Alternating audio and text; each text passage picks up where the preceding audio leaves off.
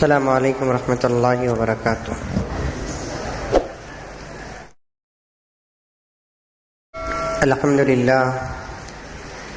الحمد للہ رب العالمین، والصلاة والسلام علی سید المرسلین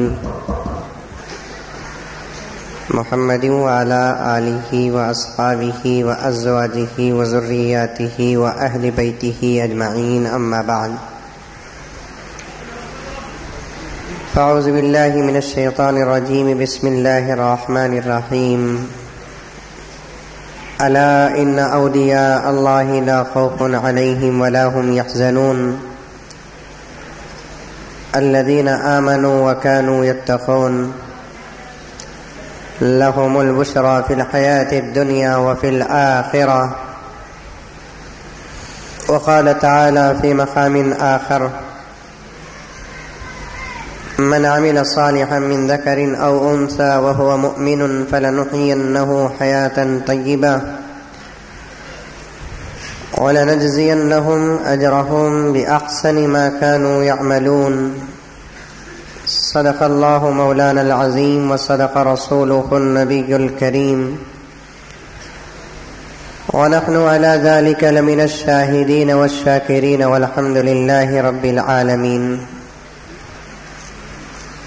معزز سامعین کرام، بزرگان دین، نوجوانان ملت، عزیز پیارے بچوں، پردہ نشین خواتین، اس سال کی رمضان المبارک کی تاخراتوں میں یہ آخری تاخرات ہے۔ پھر یہ منظر، یہ محفل، یہ محبت، یہ ملاقاتیں جس کے انتظار میں ہماری زندگی کا 1 سال گزر جائے گا۔ نہ معلوم کہ رمضان آنے سے پہلے کون کب اللہ تعالیٰ سے ملاقات کر بیٹھے گا۔ یقیناً جن کو رمضان المبارک میں تاخراتوں میں، دعاؤں میں، روزوں میں، تراویحوں میں اللہ تعالیٰ کے عبادت میں مزہ ملا، ان کے دل تڑپ رہے ہیں۔ جن لوگوں کا رمضان بڑی بے قدری سے گزرا ہے، وہ اس وقت اس انتظار میں ہیں کہ کب چاند دکھیں گا، کب کپڑے پہنیں گے۔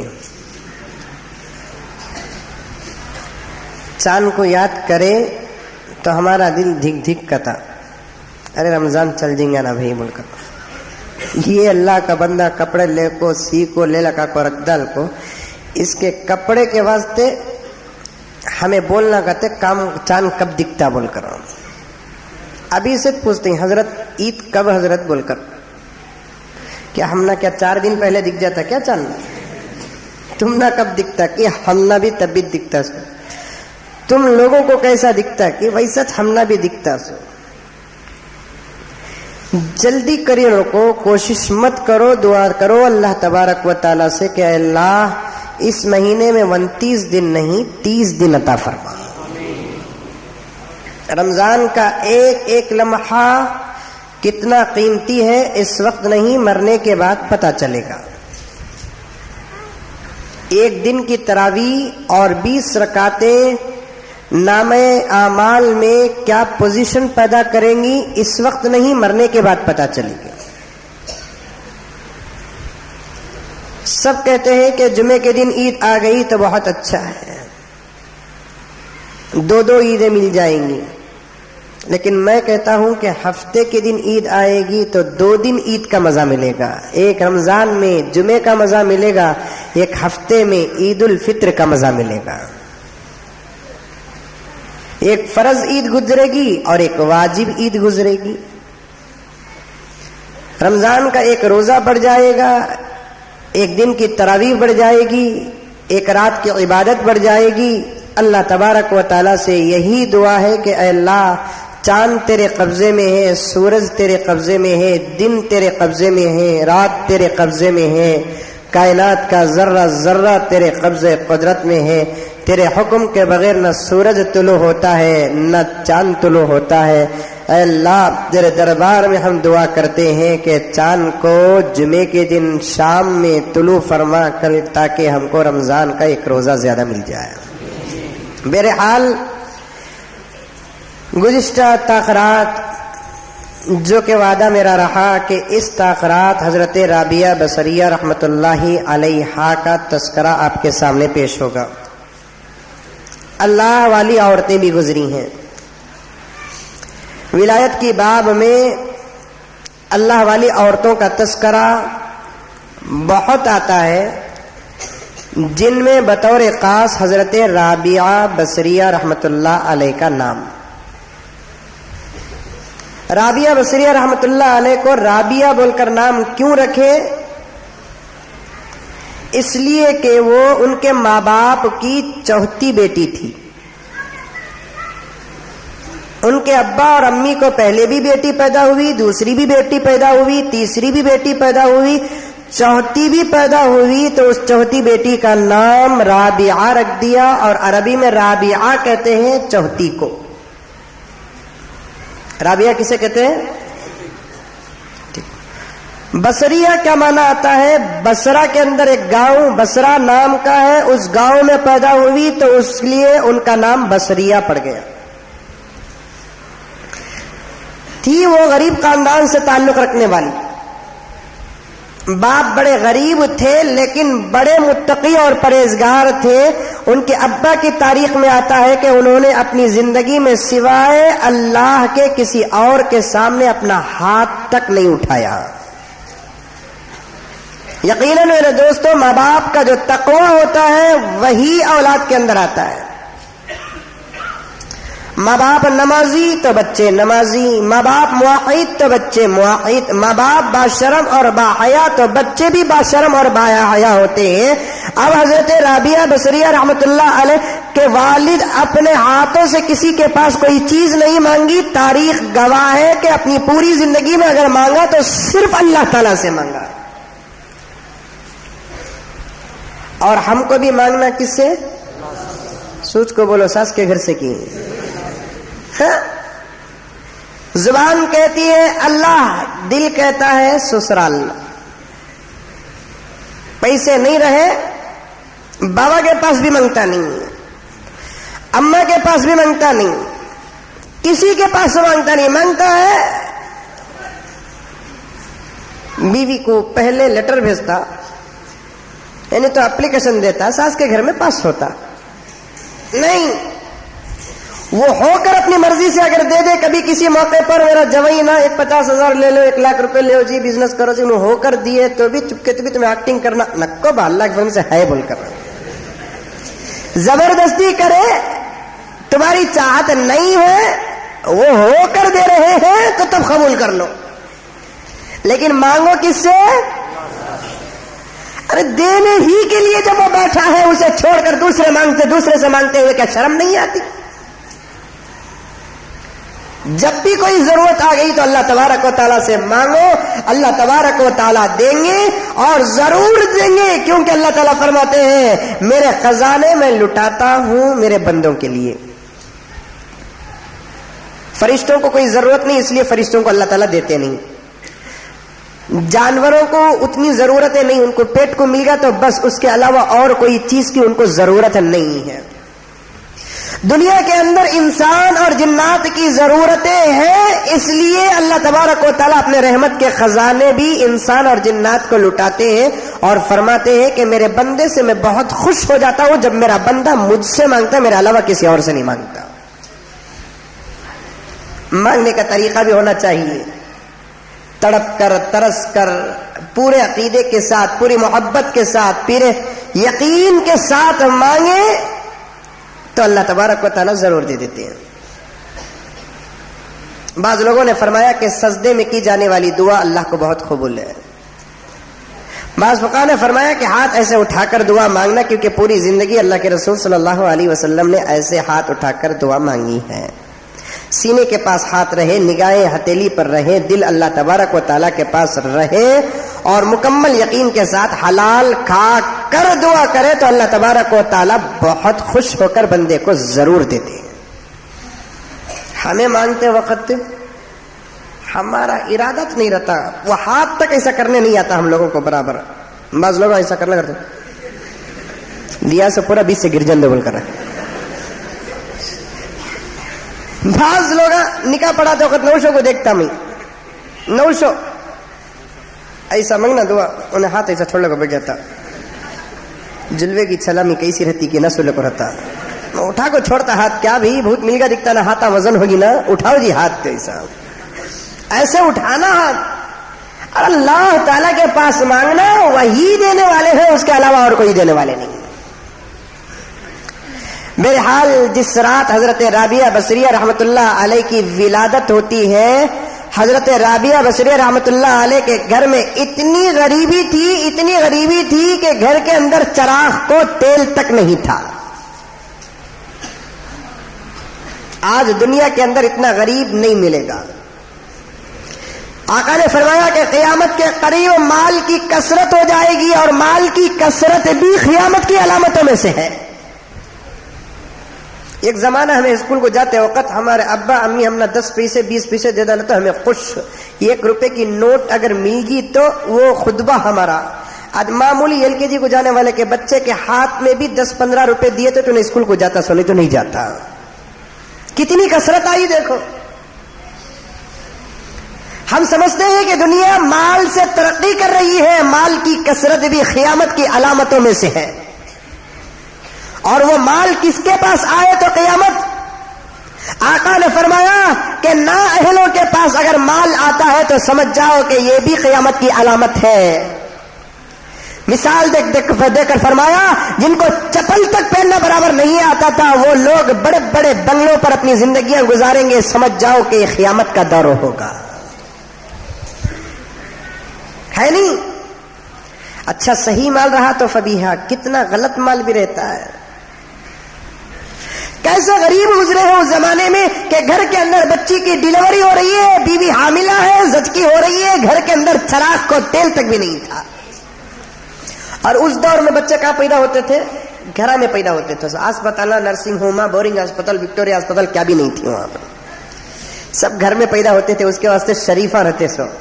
اب بچے پورے اسپتال میں پیدا ہو رہی، کیا بولنا وہ بچوں کو.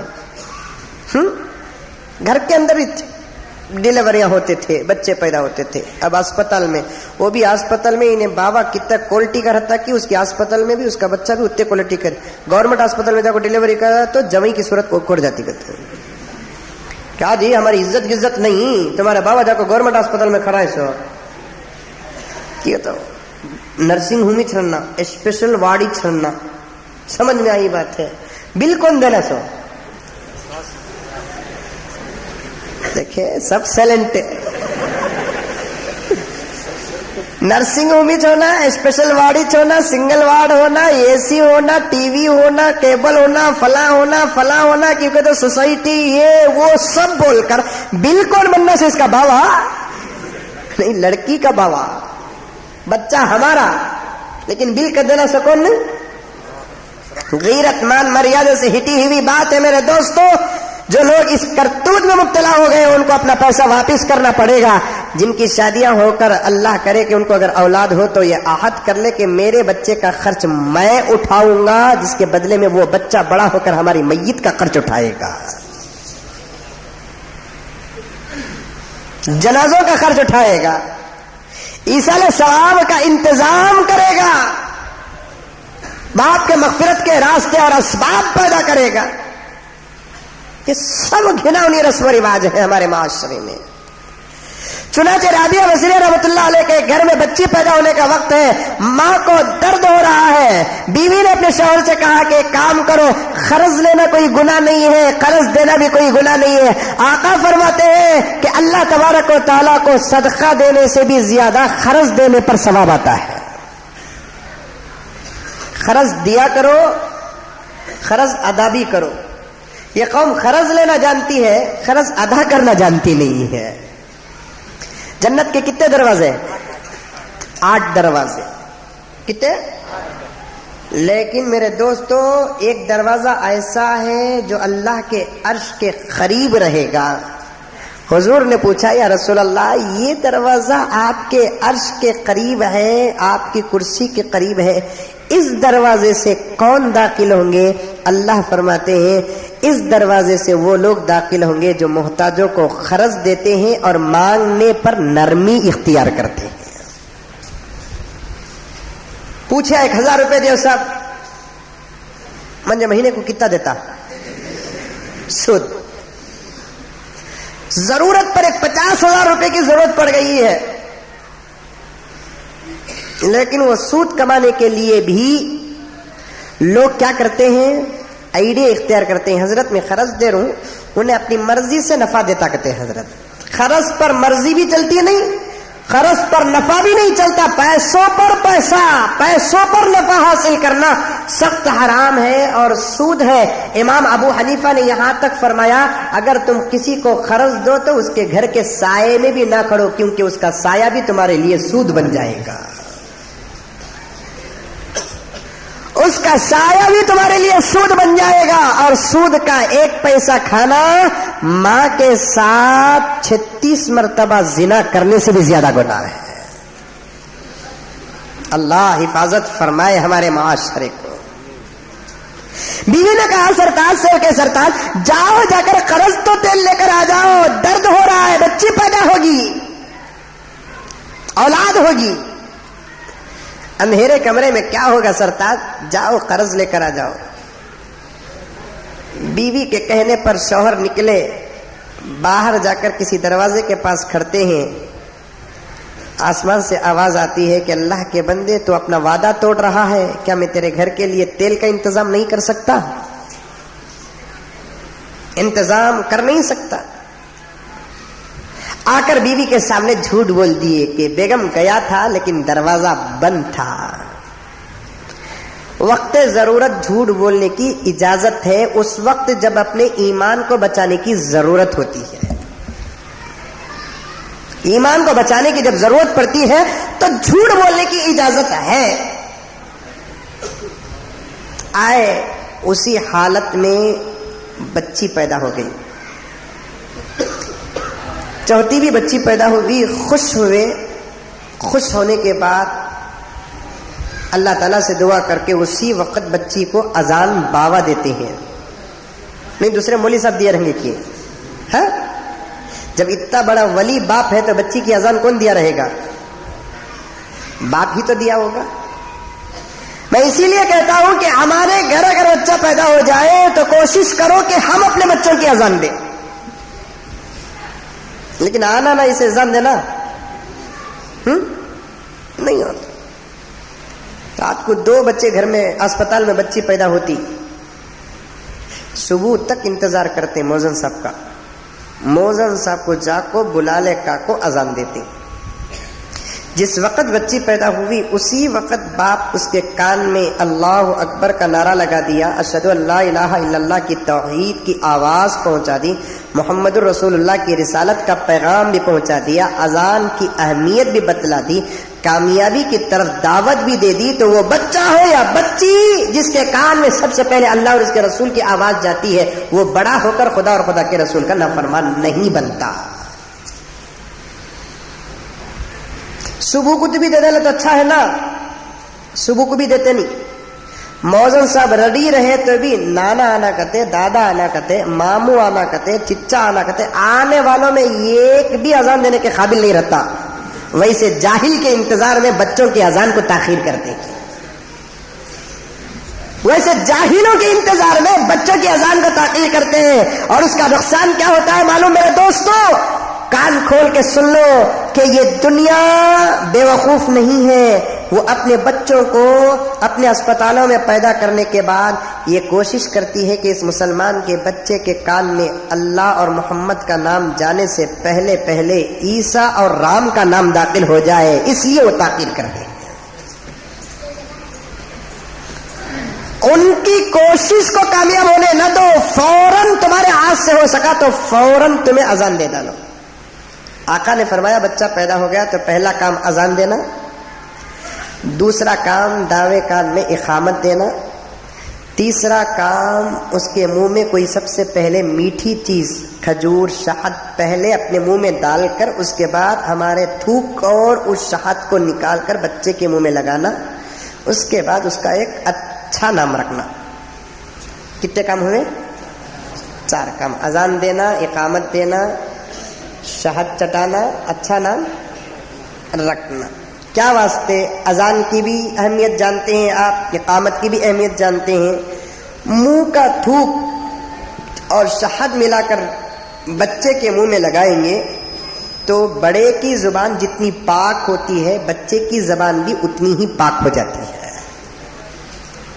اگر کون تو بھی گالی دینے والا، ذرہ کم کرو مولانا صاحب، ذرہ زیادہ نہیں، ہمارے مولانا صاحب ہوئے تو ہول سیل ہوتے، نہیں تو ریٹیل ہوتے۔ سمجھ میں آئی بات؟ اگر کوئی گالی دینے والا باپ اپنے تھوک کو اور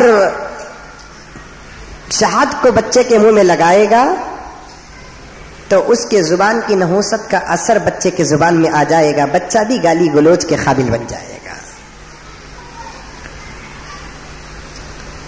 اس کے بعد ایک بچے کا اچھا نام رکھنا، ایسا نام رکھو اس نام کا اثر اس بچے پر پڑ جائے۔ وہ ناموں تو بہت بے حساب ہے، اللہ کے بے شمار نام ہے، رسول اللہ کے بے شمار نام ہے، اللہ والوں کے بے شمار نام ہے، انبیاء کے بے شمار نام ہے، صحابہ اور صحابیات کے بے شمار نام ہے، اولیاء کے بے شمار نام ہے۔ جو ایسے بزرگ گزرے جن کا تذکرہ قرآن میں، حدیث میں، تاریخ میں آتا ہے، ان لوگوں کے نام بچوں کے اندر رکھو تاکہ اثر پیدا ہو جائے۔ اور اللہ والوں کے نام میں کبھی کوئی برا اثر نہیں ہوتا۔ قریب میں ایک نوجوان فون کرتا ہے کہ حضرت میں بچی کا نام جب سے عائشہ رکھا ہوں تب سے میری بچی بیمار ہے حضرت۔ لا حول ولا قوت الا باللہ۔ عائشہ نام رکھے اور بچی بیمار ہو، سوال پیدا نہیں ہوتا۔ یہ عائشہ اتنی باحیا عورت گزری ہے حضور اکرم صلی اللہ علیہ وسلم کی بیوی، جس کے شرم اور حیا کی گواہی قرآن مجید دیتا ہے۔ یہ نام کا اثر ہے، فاطمہ کے نام کا اثر ہے، ام سلمہ کے نام کا اثر ہے۔ یہ نام رکھنے کے بعد بھی اگر بچے بیمار ہو تو کوئی فرق نہیں پیدا ہوتا۔ ہاں دوسرے دنیا کے نام آ گئے، نہیں دنیا کے نام، وہ ایسے ویسے نام رکھنے سے اثر ہو سکتا ہے، لیکن اللہ والوں کے نام اگر بچوں پر رکھیں گے تو کبھی برا اثر نہیں ہوگا۔ اب حضرت رابعہ بصریہ رحمۃ اللہ علیہ گھر کے اندر پیدا ہوئی، پاکی صفائی کرنے کے بعد، کچھ کھانا وغیرہ بچے کے اذان غذان کا انتظام کرنے کے بعد، والد محترم جب سوتے ہیں تو خواب میں اللہ کے رسول صلی اللہ علیہ وسلم کی رابعہ بصریہ رحمۃ اللہ علیہ کے والد کو زیارت ہوتی ہے۔ اور سے سننا، ایک اللہ والی عورت کی تاریخ کیا ہے۔ خواب میں حضرت رابعہ بصریہ رحمۃ اللہ علیہ کے والد کے حضور کی زیارت ہوتی ہے۔ اللہ کے رسول صلی اللہ علیہ وسلم نے ان کے والد سے کہا کہ میرے لاڈلے خوش ہو جاؤ، تمہارے گھر میں آج ایسی بچی پیدا ہوئی ہے جس کی سفارش پر میری امت کے 1000 گنہگاروں کی مغفرت ہو کرے گا اللہ تعالیٰ۔ اللہ اکبر۔ رابعہ بصریہ ایک ایسی عورت جس کی سفارش پر اللہ کے رسول صلی اللہ علیہ وسلم کو اتنا بھروسہ کہ اس پیغمبر کی امت کے 1000 گنہگاروں کی مغفرت ہوگی۔ آج کوئی ماں ایسی ہے، آج کوئی بہن ایسی ہے، آج کوئی بیٹی ایسی ہے جس کا عمل اتنا مضبوط ہو کہ اس کی سفارش پر باہر کے 1000 گنہگار تو دور کی بات، وہ اپنے شوہر کی سفارش کرانے کے قابل ہے، وہ اپنے باپ کی سفارش کرانے کے قابل ہے، وہ اپنے بیٹے کی سفارش کرانے کے قابل ہے، وہ اپنے بھائی کی سفارش کرانے کے قابل ہے۔ بلکہ اس کا حال یہ ہے میرے دوستوں کہ اس کی دوسرے سفارش کرے تو اس کی نجات ہوگی۔ اللہ کے رسول صلی اللہ علیہ وسلم نے کیا فرمایا کہ آج تمہارے گھر وہ بچی پیدا ہوئی ہے جس کی سفارش پر میری امت کے 1000 گنہگاروں کی نجات ہو۔ یا رسول اللہ، میرے گھر کے اندر روشنی کے لیے تیل بھی نہیں ہے، کیا کریں یا رسول اللہ؟ اللہ کے رسول نے فرمایا کہ ایک قلم اٹھاؤ، خواب کے اندر ایک کاغذ اٹھا کر کچھ لیٹر لکھا اور کہا کہ تمہارے ملک کے بادشاہ کے پاس جا کر یہ لیٹر دینا۔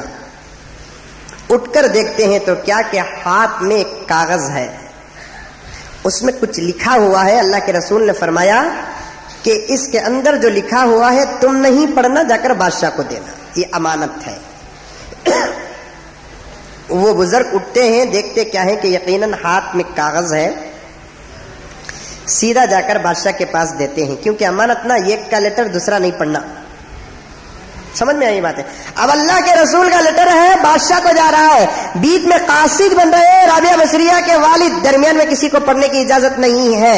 خط و خطابت کے مسائل میں آتا ہے کہ آج موبائل آ گیا، نہیں میرا موبائل آپ کا موبائل، اگر کسی کام سے میں آپ کا موبائل لیا تو مجھے اجازت نہیں ہے کہ آپ کے ان باکس کو جا کر آؤٹ باکس کو جا کر آپ کے میسج کو پڑھنے کی مجھے اجازت نہیں ہے، اور آپ کو اجازت نہیں ہے کہ میرے موبائل کا ان باکس دیکھے آؤٹ باکس دیکھے، کیونکہ میسج کس کا بھی ہو سکتا ہے، کیسے بھی ہو سکتا ہے، ایک دوسرے کے خط پڑھنے کی اجازت نہیں ہے۔ اب وہ بزرگ ہاتھ میں لیٹر لیتے ہیں اور سیدھا وقت کے بادشاہ کے پاس جا کر کہتے ہیں آج رات میں نے خواب میں اللہ کے رسول صلی اللہ علیہ وسلم کو دیکھا ہے اور یہ لیٹر آپ کو دیا ہے۔ جس رات حضرت رابعہ بصریہ پیدا ہوئی وہ جمعے کا دن جا کر جو رات آئی جمعے کی رات تھی، وہ صبح کو جمعہ۔ وہ بادشاہ بھی اتنا اللہ والا بادشاہ تھا، واقعے سے آپ کو پتا چلے گا کہ بادشاہ لیٹر کھول کر دیکھتا ہے، اللہ کے رسول صلی اللہ علیہ وسلم نے اس بادشاہ کو لکھے ہیں کہ اے اللہ کے بندے میرے غلام، تیرا معمول تھا کہ تو روزانہ مجھے بلا ناغا 100 مرتبہ درود بھیجتا، جب جمعے کی رات آتی تو 400 مرتبہ درود بھیجتا، آج رات تو مجھے 400 مرتبہ درود بھیجنا بھول گیا، جس کی سزا میں تجھے یہ حکم دیتا ہوں کہ یہ لیٹر جو لے کر آیا اسے تو 400 دینار دے دے۔ بادشاہ کا معمول روزانہ کتنے مرتبہ درود؟ 400 مرتبہ، اور جمعے کی رات جب آتی ہے تو کتنے مرتبہ درود پڑھتا تھا؟ 400 مرتبہ درود پڑھتا تھا۔ آج ہی میں نے روایت کا سوچ پڑھا، اللہ کے رسول علیہ الصلوۃ والتسلیم فرماتے ہیں کہ جو ہفتہ اتوار پیر منگل چاہ شمبا جمعرات ان دنوں میں درود پڑھتا ہے تو فرشتے مجھے پہنچاتے ہیں، اگر جمعے کی رات کو کوئی درود پڑھتا ہے تو اللہ تعالیٰ پڑھنے والے کی آواز کو ڈائریکٹ میرے خبر تک پہنچاتے ہیں۔ اللہ اکبر! درود سے کتنا دور ہے مسلمان آج؟ روز 100 مرتبہ درود کا معمول، کیونکہ آقا کے دربار میں درود کا پڑھنا سب سے بڑی عبادت۔ اللہ تعالیٰ خود فرماتا ہے کہ میں خود درود بھیجتا ہوں، ان اللہ وملائکتہ یصلون علی النبی یا ایھا الذین آمنوا صلوا علیہ وسلموا تسلیما۔ پڑھو درود، اللہم صلی علی سیدنا نبینا۔ اے ایمان والو، میں بھی درود بھیجتا ہوں، میرے ملائکہ بھی درود بھیجتے ہیں، تم کو بھی چاہیے کہ تمہارے آقا پر درود بھی پڑھے، سلام بھی بھیجے۔ آقا فرماتے ہیں کہ جب بھی کسی کو کوئی مصیبت آ جائے تو درود سے بڑھ کر کوئی ذکر نہیں ہے، کثرت سے درود پڑھیں گے۔ اولیاء اللہ کا تجربہ ہے کہ درود کے صدقے میں اللہ تعالیٰ بہت جلد ولایت عطا فرماتے ہیں۔ جمعے کے دن اگر کوئی آدمی عصر کی نماز کے بعد اسی جگہ پر بیٹھ کر 80 مرتبہ درود پڑھتا ہے، اللہ کے رسول نے فرمایا کہ اس 80 مرتبہ درودوں کے صدقے میں اللہ تبارک و تعالی 80 سال کے گناہ معاف کرتے ہیں۔ اگر کسی کی عمر 80 سال کی نہیں ہے، 40 سال کی ہے، اللہ کا انصاف دیکھیے، 40 سال کے گناہ معاف ہو جاتے ہیں، 40 سال کی عبادت ایکسٹرا لکھی جاتی ہے۔ جمعے کے دن پڑھنا، عجیب عجیب کرامتوں کا ظہور ہو جاتا ہے جب درود پڑھنا شروع کرتا ہے انسان۔ سونے سے پہلے درود، اٹھنے کے بعد درود، فجر کے بعد درود، سورج کے غروب ہونے کے بعد درود، کثرت سے درود پڑھا کرو۔ بڑا درود ہے تو بڑا درود پڑھو، چھوٹا درود ہے تو چھوٹا درود پڑھو، یہاں تک کہ تسبیح پکڑ لیے صلی اللہ علیہ وسلم۔ یہ عمل صرف مردوں کا نہیں، عورتیں بھی اپنے گھر کے اندر کثرت سے درود پڑھیں گی، اللہ تبارک و تعالیٰ کی رحمتیں اس کے گھر کے اندر نازل ہوں گی، ولایت عطا فرماتے ہیں۔ حضرت حسن بصری رحمت اللہ علیہ ایک مرتبہ ایک جگہ سے جا رہے تھے، پانی کی پیاس لگی، قافلہ ساتھ تھا، ایک بوڑی نظر آئی، جا کر بوڑی کے پاس دیکھتے ہیں تو پانی بہت نیچے ہے، بوڑی کے اندر ہے، زمین سوکھی ہوئی ہے، اتنی بڑی رسی بھی نہیں ہے اور ڈول بھی نہیں ہے کہ پانی اٹھا کر پیے۔ अचानक इसी रास्ते में, उसी रास्ते से एक छोटी सी बच्ची जाती है 12 साल की, हजरत हसन बसरी रहमतुल्लाह अलैह उस बच्ची को बुलाकर कहते हैं कि बेटी जरा घर के अंदर रस्सी भी बगीट रही तो लेकर आप पानी निकाल कर पीना है, पूरा काफिला प्यासा है। तो बच्ची कहने लगी कि हजरत देखने में इतने बड़े वली नजर आते हैं, बौड़ी का पानी ऊपर निकालने नहीं आता, आओ मैं निकाल कर देती हूँ। सीधे गई, थूकती है तो पानी ऊपर आ जाता है। एक 12 साल की बच्ची थूकी तो क्या हुआ, ऊपर आ गया पानी। हमें थूके तो ऊपर का पानी भी नीचे चल जाएगा। हमारे जुबान की नहुसत, हमारे जुबान की गाली गलौज, गीबत, चगलखोरी, झूठ, फरेब, फरिश्ते दूर, रहमतें दूर, हर चीज का अजर और असर।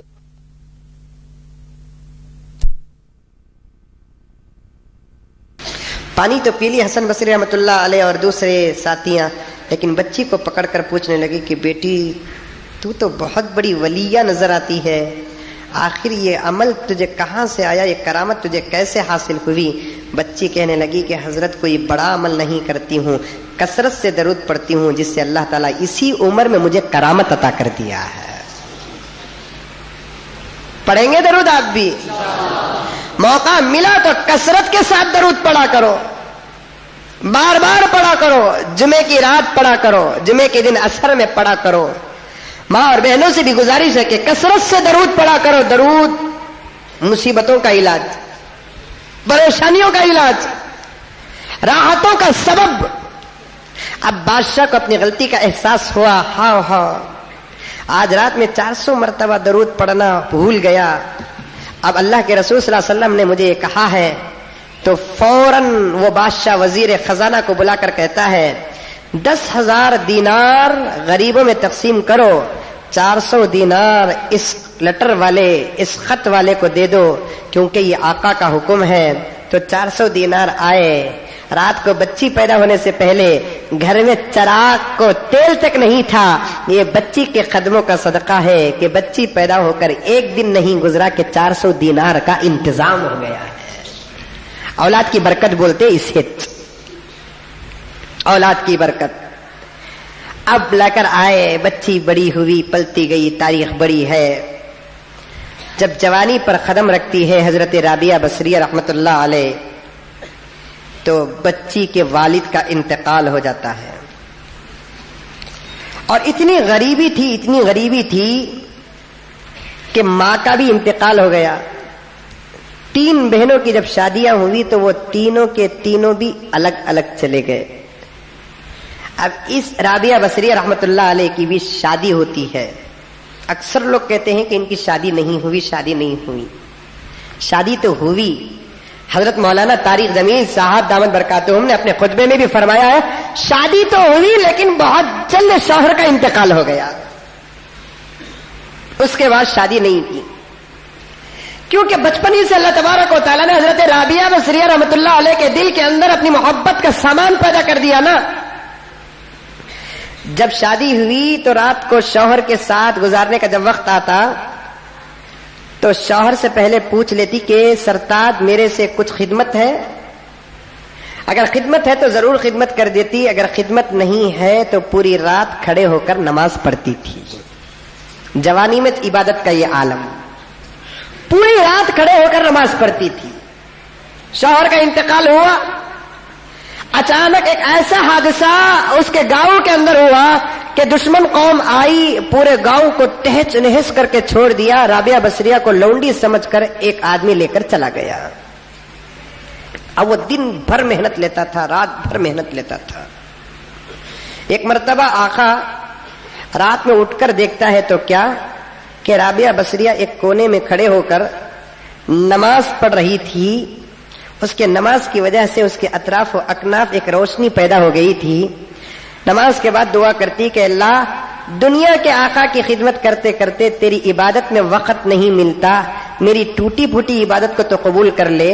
वो आका ने इस करामत को जो देखा तो हजरत राबिया बसरिया से माफी मांगकर उसी वक्त हजरत राबिया बसरिया को आजाद कर दिया। حضرت رابعہ بصریہ فرماتی ہیں اس کے بعد اللہ کے فضل و کرم سے مجھے رات میں عبادت کرنے کا اتنا وقت ملتا تھا کہ روزانہ رات کو ہر رات 1000 رکعت نماز پڑھا کرتی تھی میں. کتنے رکعت؟ 1000 رکعت نماز پڑھا کرتی تھی. اللہ اکبر. آج 4 رکعت تراویح کے 20 رکعت پڑھنے کا میری ماں اور بہنوں کو موقع نہیں ملتا.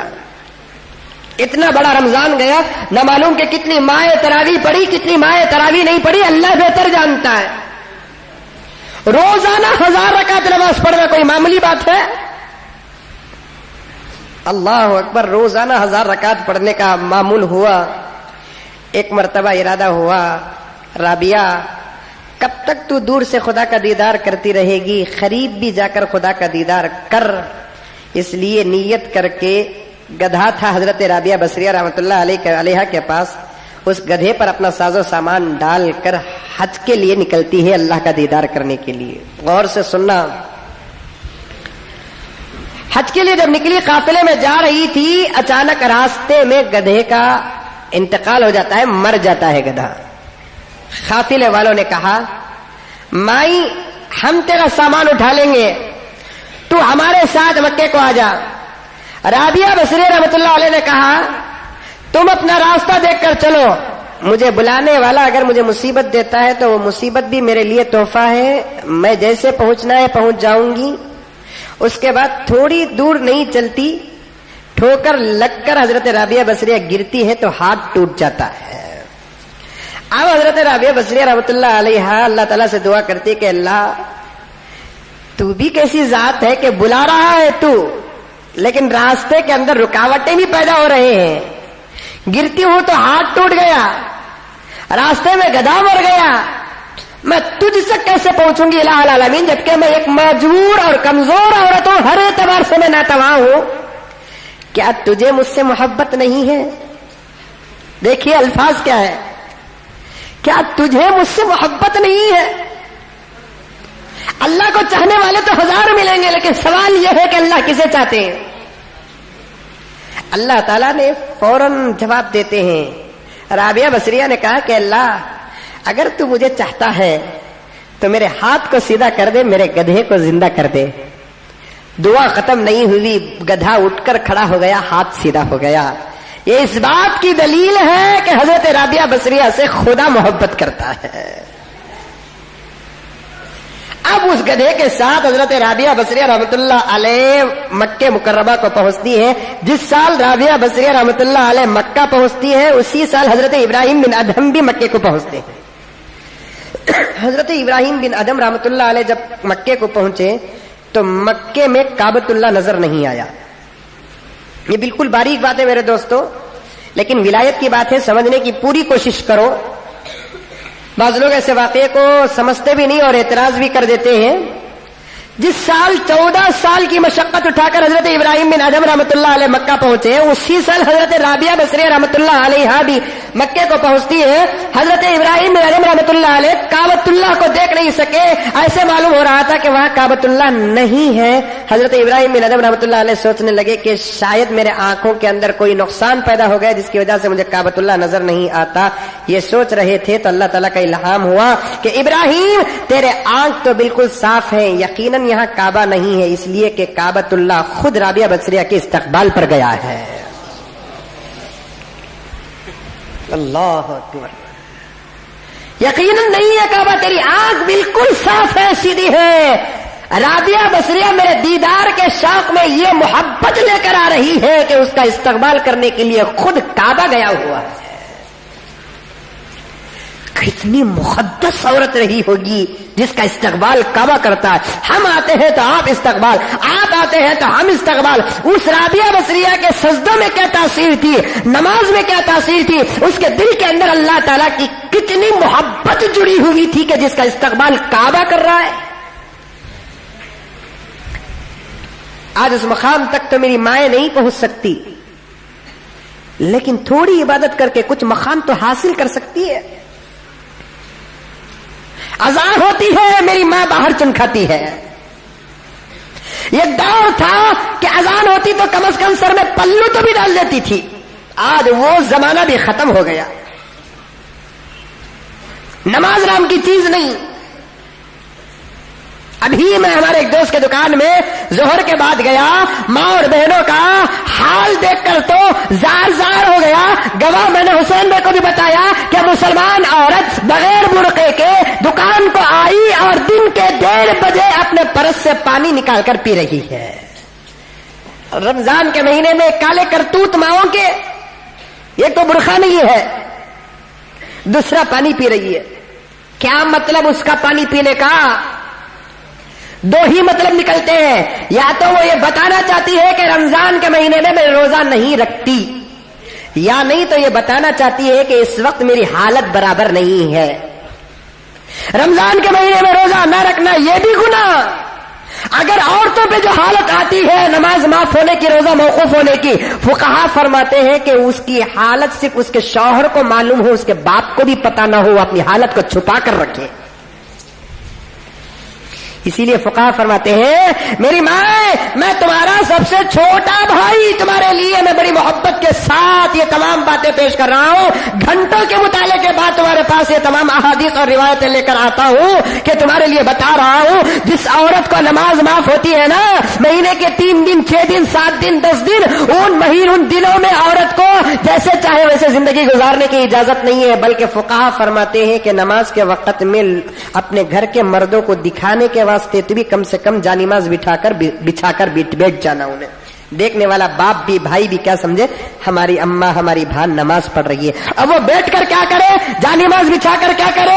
حضرات فقہا فرماتے ہیں, اللہ کے رسول صلی اللہ علیہ وسلم کی ایک حدیث فرماتے ہیں کہ وہ جانماز بچھا کر مصلی میں 70 مرتبہ یہ دعا پڑھے, الحمدللہ علی کل حال, استغفر اللہ ربی من کل ذنب وخطیئۃ واتوب الیہ. جو عورت نماز کے معاف ہونے کے ایام میں مصلی بچھا کر اس دعا کو 70 مرتبہ پڑھتی ہے, اللہ تبارک و تعالی ایک وقت کی نماز میں 1000 رکعت کا ثواب عطا کرتے ہیں.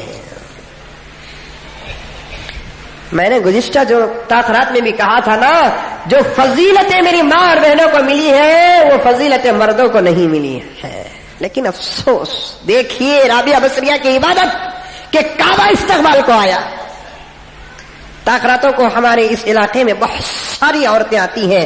ایک شکایت میرے پاس آئی ہے, یہ پہلی مرتبہ کی شکایت ہے, میں آپ کے سامنے سختی سے پیش نہیں آؤں گا. میری ماں اور بہنیں تاخراتوں کو دعا کرنے کے لیے آتی ہے. ایک بہت بڑا مردوں کا مجمع تمہاری آمین پر بھروسہ کر کے دعا کرتا ہے.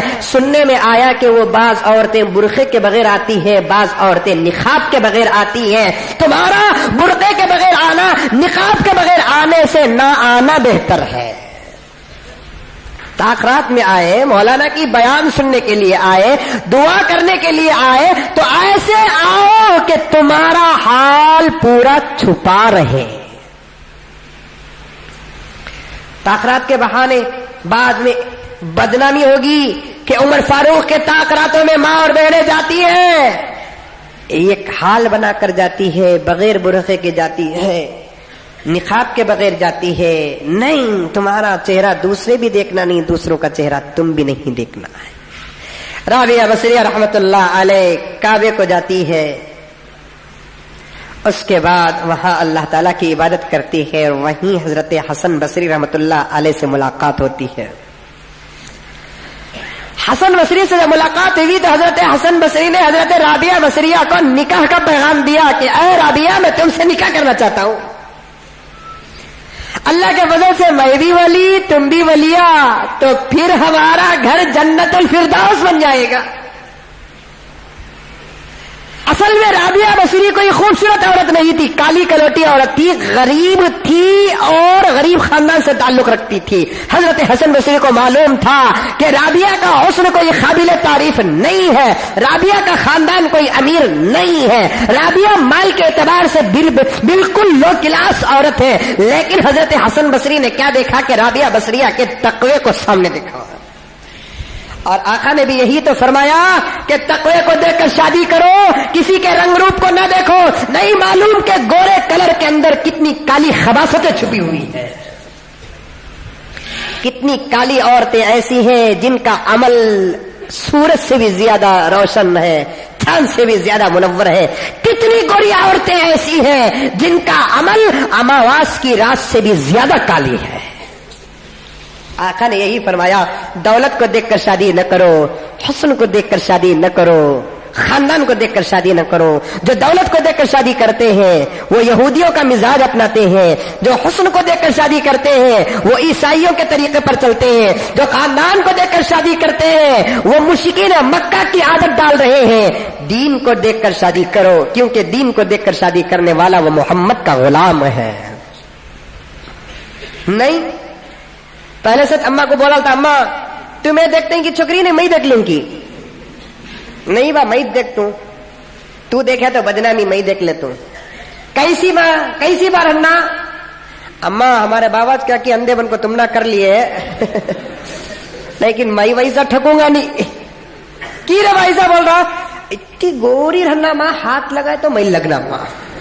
واہ جی مسلمان, کلر سے کیا رہے ہوگا اللہ کے بندے میرے بھائی.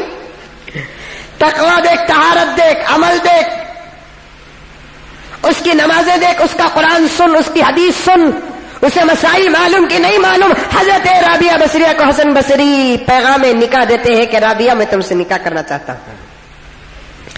حضرت رابعہ بصری نے کہا کہ حسن بصری سے مولانا میرے 3 سوالوں کا جواب اگر تم دے دو گے تو میں تم سے نکاح کر لوں گی. ہاں بتائیے کیا سوال ہے. مولانا بتائیے کہ میرے موت کے وقت مجھے کلمہ نصیب ہوگا کہ نہیں ہوگا.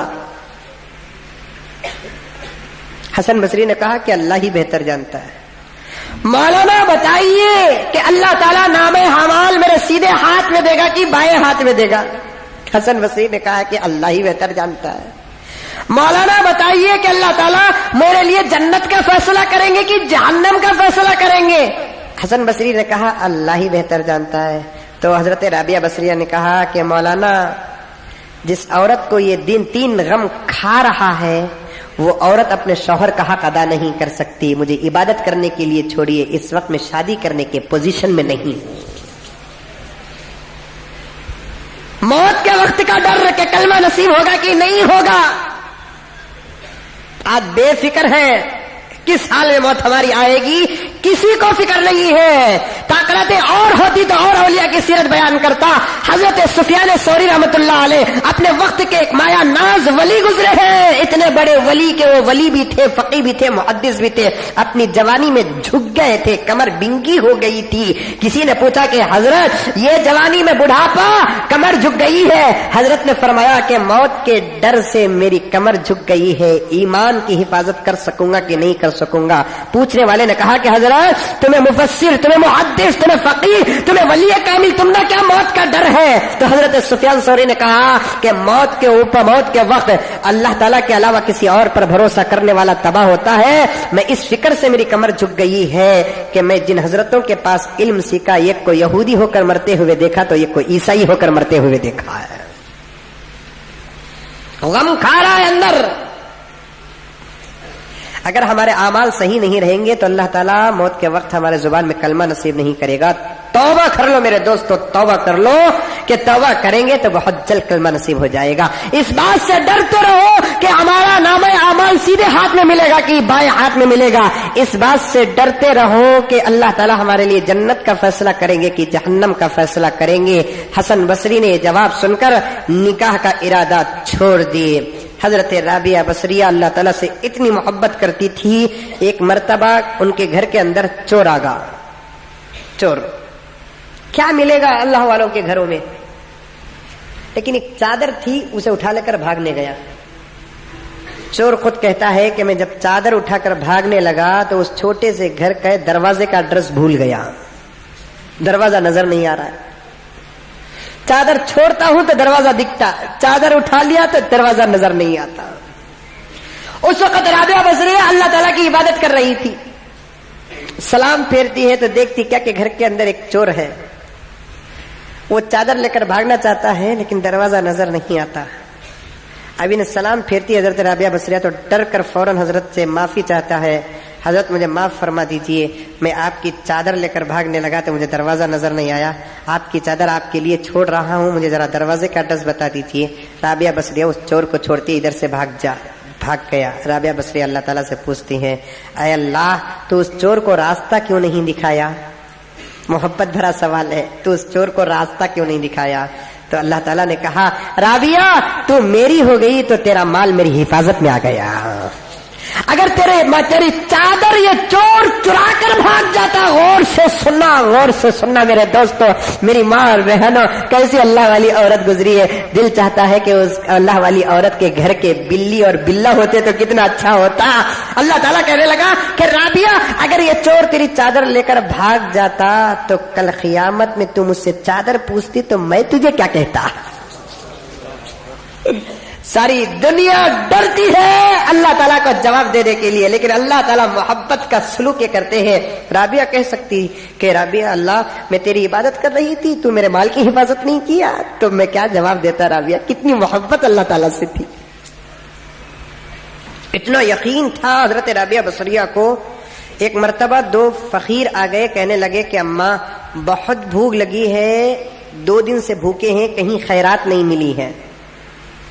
دو مہمان آئے، اتفاق سے حضرت رابعہ بصریہ رحمۃ اللہ علیہ کے گھر میں 2 روٹی تھے۔ کتنے روٹیاں؟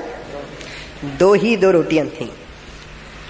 حضرت رابعہ بصریہ رحمۃ اللہ علیہ وہ 2 روٹی اٹھا کر ایک اس کے سامنے ایک اس کے سامنے رکھتی ہیں۔ تھوڑی دیر کے بعد اور ایک فقیر منگنے آیا تو حضرت رابعہ بصریہ دونوں کی روٹیاں اٹھا کر وہ فقیر کو دے ڈالی۔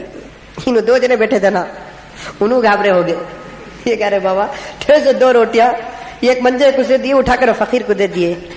اب یہ دونوں جانے لگے تو حضرت رابعہ بصریہ کہنے لگی کہ بیٹھو انتظار کرو۔ تھوڑی دیر کے بعد کہیں پڑوسی کے گھر سے 18 روٹیاں آئے۔ رابعہ بصریہ گن کر دیکھتی ہے 1 2 3 17 18، تو فوراً وہ روٹیاں واپس کرتی ہے، جاؤ یہ میرے گھر کا تحفہ نہیں ہے، کسی اور کے گھر کا ہوگا، جاؤ واپس لے کر جاؤ۔ وہ خادمہ جو روٹیاں لے کر آئی تھی انہیں جاتی ہے اور جا کر اپنے مالک سے کہتی ہے کہ مالک رابعہ بصریہ کے گھر کو گئی تھی 18 روٹیاں لے کر، وہ رابعہ بصریہ روٹیاں واپس کر دی ہے۔ خود مالک چل کر آتا ہے، میں خود آپ کے گھر بھیجا ہوں یہ روٹیاں۔ رابعہ بصریہ کہتی ہے کہ آپ کو غلط فہمی ہوئی ہے، یہ میرے گھر کا رزق نہیں ہے۔ اب یہ جو بیٹھے تھے نا بھوکے، کہاں چلے جاتے کہ بلکہ ان کو ڈر تھا 18 روٹیاں آ کر ہی نہ۔ رابعہ بصریہ کہتی ہے کہ نہیں میرے گھر کا رزق نہیں ہے۔ مالک کہتا ہے کہ تمہارے ہی گھر کا رزق ہے۔ تو پھر تھوڑی دیر کے بعد وہ گھر کو جاتا ہے اور 2 روٹیاں رکھ کر پورے 20 بنا کر جب لا کر دیتا ہے تو رابعہ بصریہ کہتی ہے کہ ہاں یہ میرے گھر کا ہی رزق ہے۔ 20 روٹیاں لے کر اس مالک سے کہتی ہے اللہ نے فرمایا 1 بھی دو گے اللہ کے راستے میں تو اللہ تعالیٰ 10 دے گا، میں 2 دی تو مجھے 20 آنا، 18 آئے تو مجھے بھروسہ نہیں ہوا۔ کیا بھروسہ ہے؟ کیا بھروسہ ہے بھروسہ؟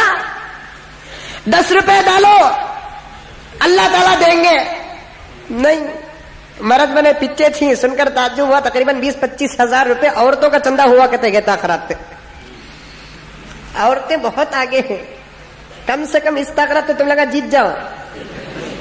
10 روپے ڈالا۔ ایک عورت کے بارے میں ہمارے دوست نہایت دوست ہدایت اللہ صاحب کہنے لگے کہ حضرت ایک کرچی بھر کو لا کر چلارا ڈال رہی حضرت۔ ہو سکتی کوئی اللہ والی عورت جو اپنے زندگی کا سرمایہ لا کر اللہ کے گھر کو لگاتی ہوگی۔ کچھ عورتیں انگوٹھیاں ڈالی، کچھ عورتیں پٹیاں ڈالی۔ سمجھ میں آئی بات؟ کوئی 10 روپے ڈالے اپنی طاقت اور بھی ساتھ، لیکن ڈالو ضرور، اللہ کی ذات سے بھروسہ رکھو۔ رابعہ بصریہ کو بھروسہ تھا تو پھر ہم کو کیوں بھروسہ نہیں؟ اللہ اکبر۔ ایک مرتبہ رابعہ بصریہ کے گھر میں ایک عورت کھانا پکائی اور سالنا پکاتے پکاتے رابعہ بصریہ کو کہنے لگی رابعہ بصریہ سے کہ حضرت پیاز نہیں ہے سالنے کے واسطے، پیاز۔ رابعہ بصریہ کہنے لگی کہ پیاز کے بغیر بھی سالنا بنتا کیا؟ ہاؤ بن جاتا، پکاؤ۔ پکانے کے لیے جب جاتی ہے تو ایک پرندہ پیر میں پیاز پکڑ کر لا کر ڈالتا ہے۔ حسن بصری ایک مرتبہ سوال کرتے ہیں اور رابعہ بصریہ سے کہتے ہیں کہ آؤ رابعہ سمندر میں نماز پڑھے، مصلی بچھا کر۔ کرامت دکھانا چاہتے ہیں۔ آج کل بھی عورتیں کرامت دکھاتی کہتے دکھاتے نہیں, برق کو اوڑھنے کو کتے کی آوازیں شروع ہو جاتی کیا کہ تو حضرت آگے کہتے ان کے اوپر, اللہ اللہ وہ حضرت کی بھی ہمارے اوپر نہیں آتے سو ہمیں بھی مولی سمجھنا, انہیں بھرک کو اوڑھنے کو خر خر خر خر سکرات کی آواز آتی نا ویسے رہتے,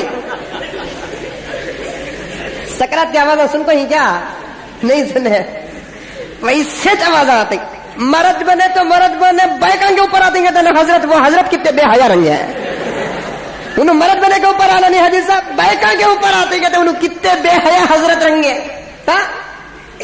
یہ اللہ والی عورت کرامت دکھاتی ہے تو دیکھو. حسن بصری نے کہا کہ آؤ رابعہ ذرا کرامت دکھائے, پانی میں مصلی بچھا کر نماز پڑھے. حضرت رابعہ بصریہ نے کہا کہ اے حسن تم پانی میں مصلی بچھاؤ, میں ہوا میں مصلی بچھاتی ہوں. پانی میں مصلی بچھے گا پانی کا سہارا رہے گا, ہوا میں مصلی بچھے گا کوئی سہارا نہیں رہے گا. 2 رکعت نماز پڑھ کے رابعہ بصریہ کہتی ہے اے حسن تم نے بھی خدا کی عبادت کو ضائع کیا اور میری بھی عبادت کو ضائع کر دیا. اے حسن کان کھول کے سنو, پانی میں مصلی بچھانا کرامت نہیں ہے, ہوا میں مصلی بچھانا کرامت نہیں ہے. پانی میں مصلی بچھا کے نماز پڑھنا کرامت ہے تو سمندر کی ہر مچھلی کرامتی ہے کہ وہ پانی میں تیرتی ہوئی خدا کی تسبیح بیان کرتی ہے. ہوا میں مصلی بچھانا اگر کرامت ہے, کوا چڑی چیل بھی کرامتی ہو گئے. اے حسن کرامت نہ ہوا کی ہوگی, کرامت نہ پانی کی ہوگی. حسن مصلی زمین میں بچھاؤ, نماز زمین میں پڑھو, لیکن دل عرش پہ رہے, یہی سب سے بڑا کرامتی ہے. نماز کہاں پڑھے؟ زمین میں. دل کہاں رہے؟ شیواجی نگر کے چوک میں, انڈا روٹی کھانے, عمر فاروق کے سنگم سرکل میں. رابعہ بصریہ کہتی ہے کہ مصلی زمین پہ رہے گا لیکن دل کہاں رہے گا؟ عرش پر رہے گا. اے حسن نماز ایسی پڑھو کہ تم کو خدا کا دیدار نظر آ جائے, ایسی نماز پڑھے, یہی سب سے بڑا ولی اور کرامتی ہوتا ہے. ذوالنون مصری فرماتے ہیں کہ 30 سال میں نماز پڑھ رہا تھا, اللہ نماز میں مجھے جنت دکھا رہا تھا. میں 30 سال سے نماز میں جنت بھی نہیں دیکھا, خدا ہی کو دیکھ رہا تھا. ہماری نمازوں میں لڑکیاں آ رہی ہیں, ہماری نمازوں میں دکان ادھر نماز پڑھ لے کر ہی یجمان, معلوم نہیں وہ نوکر کیا حالت کر لے کر ہی کی ایک سوچتے ہوئے نماز پڑھ رہے ہیں. اللہ حفاظت فرمائے. حضرت رابعہ بصریہ کے سامنے ایک مرد گزرتا ہے جس کے سر میں پٹی تھی, پٹی. اسے بلا کر رابعہ بصریہ پوچھتی ہے کی وہ سر میں پٹی بنیا؟ نہیں, سر میں بہت درد ہے. رابعہ بصریہ پوچھتی ہے تیری عمر کتنی ہے؟ 40 سال ہے. بچپن کے 15 سال گزر کر جوانی کے 25 سال گزر رہے ہیں. ایک مرتبہ درد سر کا آیا تو خدا کی شکایت پورے بندوں کے درمیان کر رہا ہے. وہ خدا پوری زندگی پال رہا ہے. شکر کی پٹی کبھی باندھ کر پھرا؟ کبھی بولتا ہوا گیا کہ خدا مجھے کھلایا, خدا مجھے کھلایا, کپڑا پہننے کے بعد بتایا کہ خدا مجھے پہنایا. ایک مرتبہ سر کا درد آ گیا تو شکایت کرتا ہوا پھر رہا ہے. حضرت رابعہ بصریہ نے کہا کہ مصیبتوں پر صبر کر, اللہ تعالیٰ موت سے پہلے ولایت عطا فرمائیں گے. آج کے بیکاں کپڑے پہنتے نہیں, کیسے پہنتے ہیں؟ اللہ اللہ.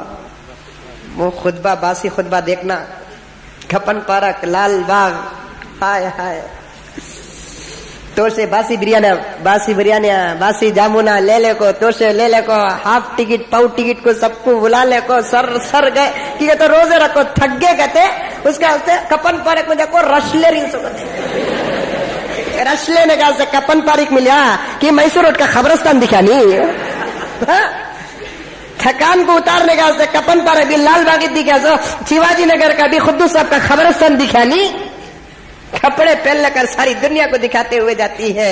2 چادر سے اپنی زندگی قربان کرنے والی عورت, اس کے چادر میں جب پیون حد سے زیادہ لگ گئے, کچھ دینار اٹھا کر اپنی خادمہ کو دیتی ہے کہ جاؤ جا کر بازار سے کپڑے لے کر آؤ. خادمہ پوچھتی ہے کہ اماں کیا کلر کا کپڑا لے کر آؤں, لال لے کر آؤں کہ پیلا لے کر آؤں, اودا لے کر آؤں کہ ہریا لے کر آؤں؟ لا وہ پیسے لے کر اسی وقت غریب آیا, غریب کو دیا کر. ابھی کپڑا چایا نہیں, کلر کا تکرار شروع ہو گیا ہے. اللہ اکبر. ہم زبان سے ہنستے ہیں, اس اللہ والی عورت اس وقت جنت کے کس مقام پر رہے گی سوچو.